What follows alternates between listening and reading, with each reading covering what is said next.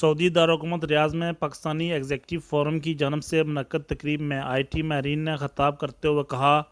کہ سعودی عرب I T industry میں بڑی مارکیٹ کے طور پر ابھر کر سامنے آ رہا ہے اور جس تیزی سے یہاں آئی ٹی کے شعبے کو فروغ مل رہا ہے اس سے حوصلہ افزا نتائج مل سکتے ہیں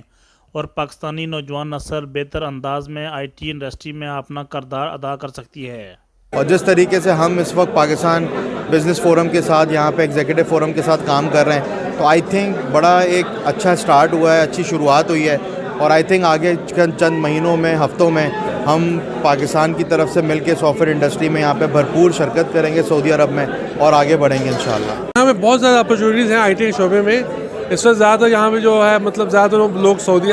وہاں سے آ رہے ہیں، انڈیا سے آ رہے ہیں، اس کے مقابلے میں وہی سکل سیٹ وہی سب کچھ پاکستان کے لوگ بھی کر سکتے ہیں اور پاکستان میں بھی ماشاءاللہ جو نئی نسل ہے اس میں بہت سے ٹیلنٹ ہے۔ پاکستانی ایگزیکٹو فورم کے صدر منیر احمد شاد کا کہنا تھا کہ پی ایف جہاں پاکستان میں سرمایہ کاری کے حوالے سے کوشاں ہے، وہیں پر سعودی عرب میں پاکستانی آئی ٹی کمپنیوں کی حوصلہ افزائی